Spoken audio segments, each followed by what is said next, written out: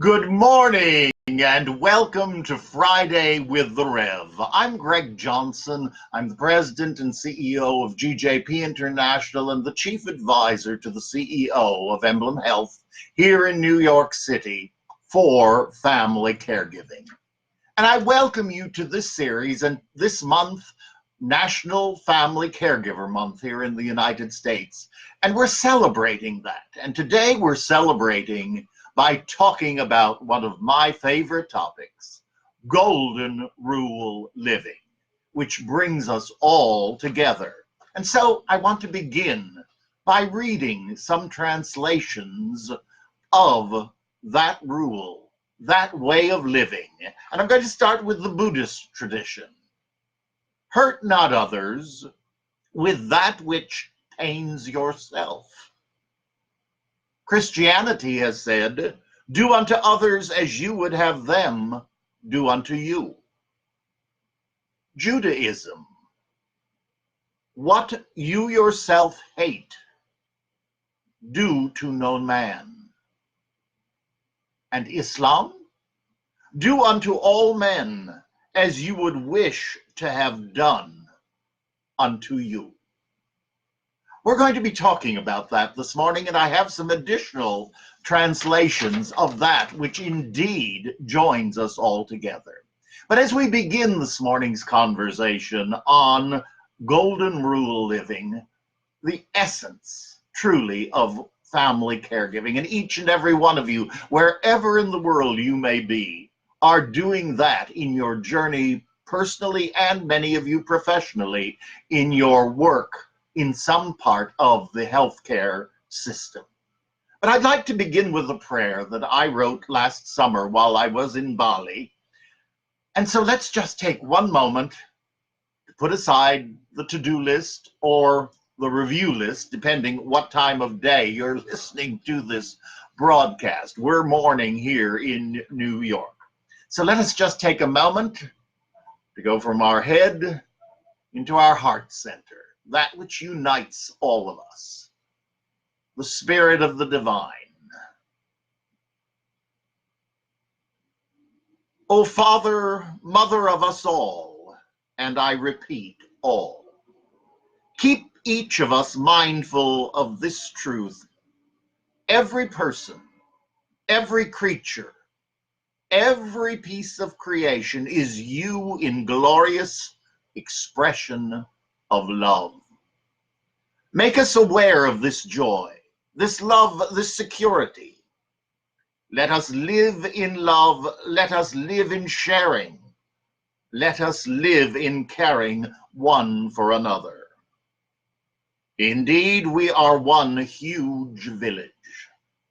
We need endless numbers of smaller villages to be systems of care, love, support, goodness, peace, justice, and yes, action. We give thanks for this life experience, for this opportunity to grow more and more like you, our Father and our Mother. We are indeed the family of God, the family of the divine, living here on this earth, your gift to us. Keep us mindful of your presence in all things and persons, and thus keep us mindful of our need to serve one another and the world which you have created. It is indeed a small part of the greater universe, of which our village, our island in eternity, is but one part. We thank you for lives and for one another, and pray your blessing on all. As we are blessed, so may we bless with very great and inclusive love. United in village of care, united in villages of care, in golden rule living, carers, family caregivers all. And we give thanks. Amen.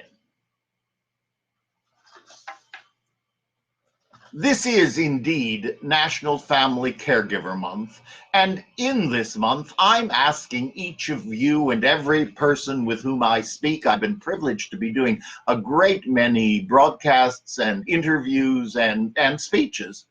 And wherever I go, I ask two things: that during this month, you, in your conversation every day, at some point, use the word either family caregiver, which we use here in America, or carer in talking to another person. Thank them for being a family caregiver. Thank them for what they're doing, but name it. Because in naming it, we take it to a whole new level. It doesn't become something that we're obligated to do, but something that we have the privilege of doing. And also by naming it, we help people in this very wonderful digital age to be able to have the words to use to be able to find resources. Whether you put into a computer family caregiving, or you put in the word carer, C-A-R-E-R, which the rest of the world uses that term. We in America could never get two R's in one word, and least of all a New Yorker. So we have remained family caregivers, and that's both families of origin and families of choice. So please make it a habit during this month, and I hope beyond, that when you talk to someone who's doing caregiving, someone who's sharing their story, someone who's perhaps so overburdened and on the verge of tears, use the word as you thank them for what they are doing. For they are doing unto others as they too would like to have someone do to them.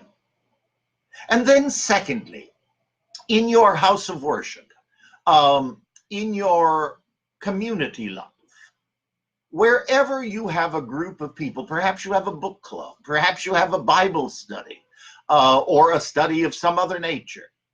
When you're all together, very often a group of people will then take a moment to pray for, to meditate on, to remember, whatever your tradition might be.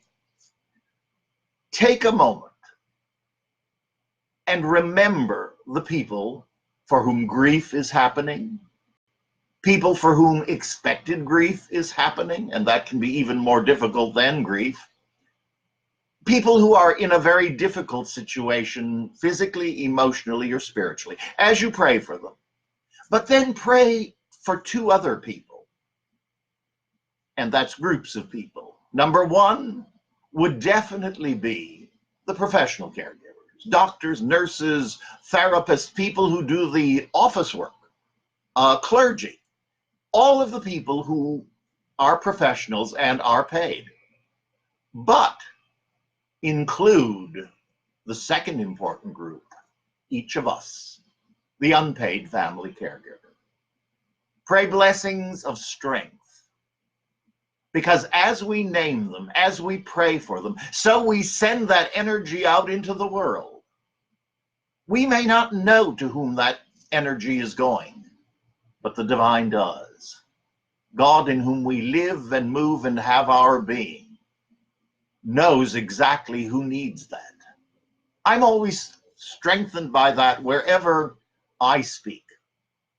I never worry about the numbers. Long ago, I had a wonderful friend, a minister as well.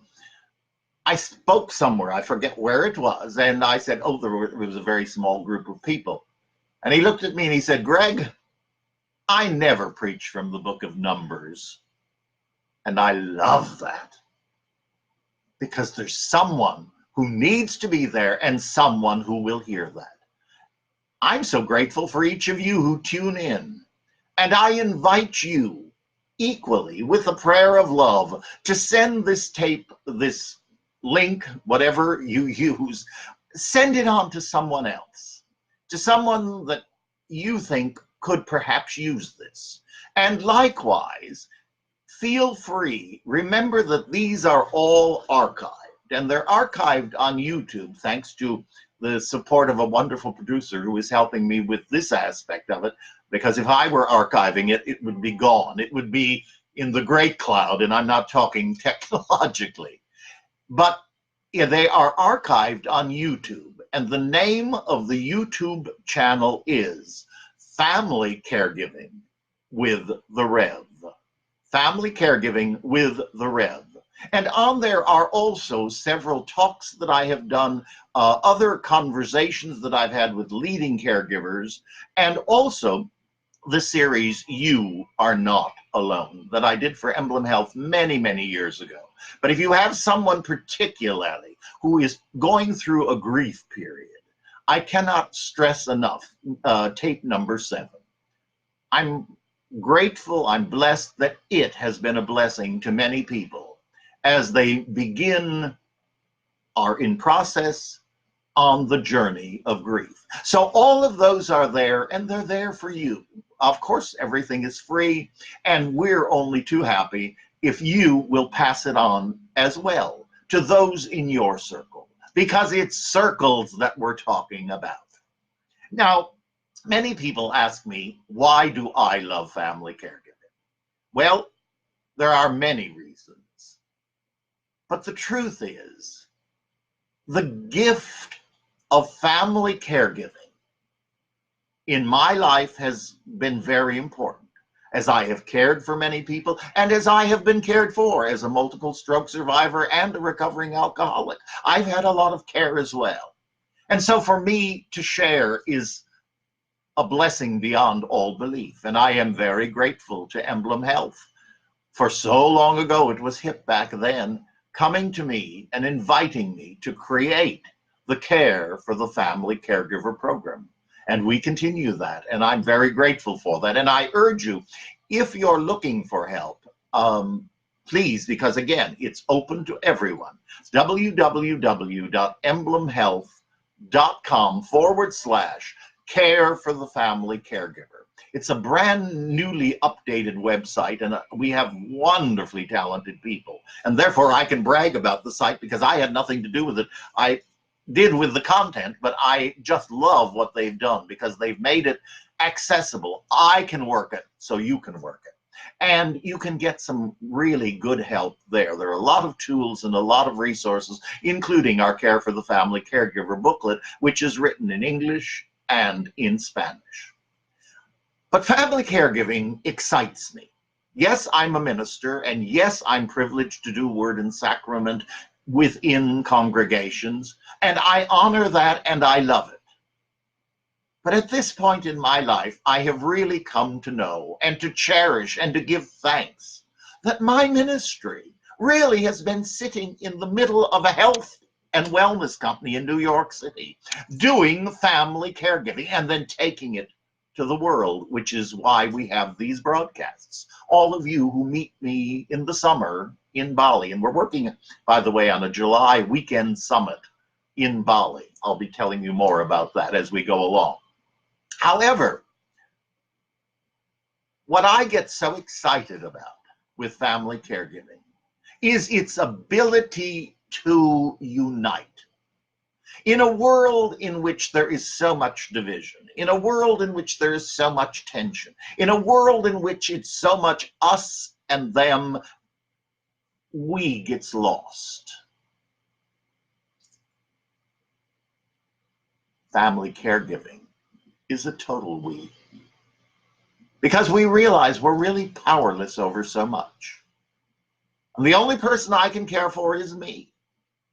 And the only person I'm going to spend my whole life with is me. But in the journey, I can care for others. And when you bring a group of people together, now I've been privileged. I've done it in Asia. I've done it here many times. I've even done it in other parts of the world, where I've had a group of clergy come together, very diverse clergy. Now, if we were to sit down and begin by having a discussion of theology and dogma, we'd probably last about 10 minutes before somebody was offended.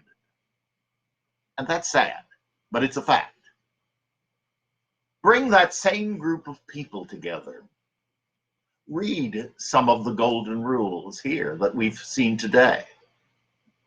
And let's talk about family caregiving. You see, at the base of all of the major theologies is love, care, and peace. It's in dogma that we run into trouble.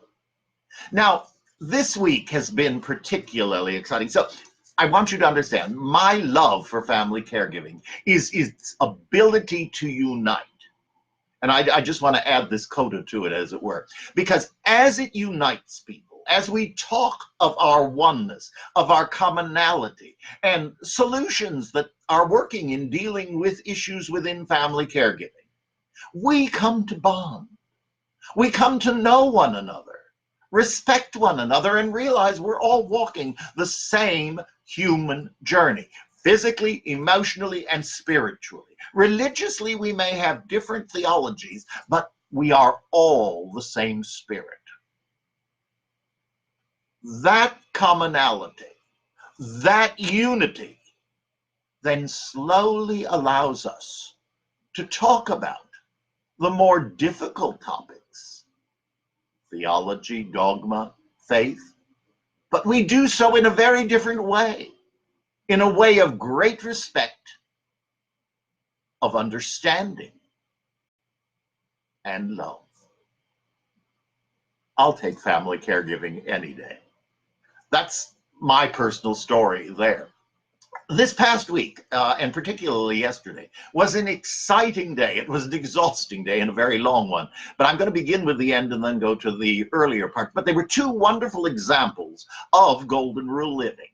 In the evening, the Tannenbaum Center, which is a center that I love and adore. I was privileged, because of my age, to have known and to have heard, not known well, but to have known Rabbi Mark Tannenbaum, who is without question known as the rabbi of human relations. I mean, he was incredible. He was way ahead of his time, and his life was cut much too short. But in his life, he did so many wonderful things of bringing people together, of honoring each and every person as a child of the divine, a child of God, sacred and worthy of respect and understanding.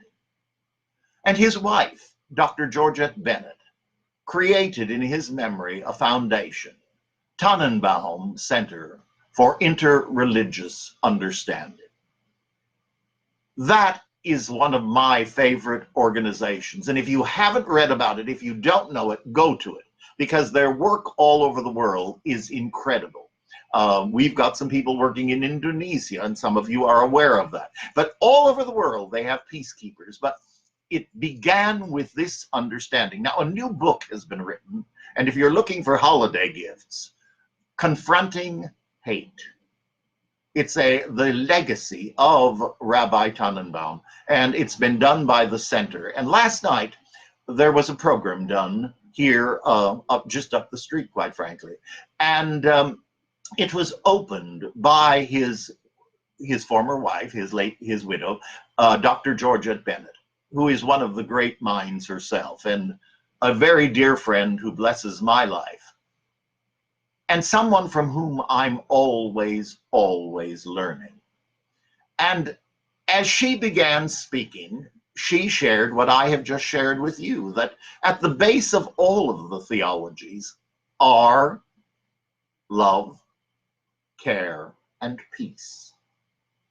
But we diverge, and when it gets into the dogma, we get lots of misconceptions. And she spoke of one, and I'm going to quote her as best I can, because it's something that Christians need to understand, and they don't. And it's been very much maligned, and it's wrong. And I mean, we just simply have to call it out. So for many years, and it is true, the Jewish people have been called the chosen people. And oh, does that cause fireworks. But let's look at it. They were not chosen above and beyond anyone. They weren't chosen for special favor. They were chosen for a responsibility.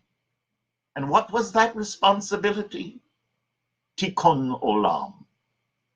Putting the pieces of the world back together. That's what they were called. They were chosen to do that. And it doesn't mean they were the only ones to be asked to do it, but they were the leadership. And I pray that every other person learns from our brothers and sisters of the Jewish faith, tikkun olam, putting the pieces of the world together. Now, those of you who may never have done much reading in the Jewish tradition, but have heard the phrase, you need to know where it comes from. And actually, if any of you have attended a Jewish wedding, or if you've seen Fiddler on the Roof, at the wedding ceremony, a glass is put into a napkin to hold it, but the bride and groom stomp on that glass and it's broken. Why would they do that at a wedding? I mean, enough glasses get broken. That's not what it's about. What it's about, it's a symbol of tikkun olam, that amid the joy, amid the celebration, we remember what we are called to do. And for the Jewish people, it's tikkun olam. And as they work to put the world together, so are we called. Family caregivers, you are called. You are called to care. You are chosen to care. We are all chosen because we are all children of the divine, each sent here to serve in love and goodness. And so we had a conversation, or I should say they did, led by their CEO, Joyce Dubinsky, a brilliant, brilliant woman. And it was a Jewish theologian, scholar, brilliant woman, Judy, a gentleman who had been a Nazi, a white supremacist, and a Muslim from London who was Skyped into us. Talk about an inclusive conversation. Talk about honesty. Talk about golden rule living through understanding. So I urge you, if you want to have a lovely gift and a powerful read, Confronting Hate, take a look at a website from Tannenbaum. You'll be blessed. And then also yesterday, here in New York, we had the 8th annual Perper Symposium. Mr. Perper was a member of Fifth Avenue Presbyterian Church here in New York, but he had had all of his medical treatments done at Bayview Medical Center, Johns Hopkins Bayview Medical Center in Baltimore. And upon his death, he left funds to continue his gratitude to both the church and to Johns Hopkins Bayview Medical Center. And the Perper Symposium was created by Dr. Bennett and by Dr. Hale, two wonderful friends of mine. And I've had the privilege to do the last 7 of them. As I jokingly say, it's the only show in the world that starts in New York and then plays Baltimore. Those of you in show business get what I'm saying.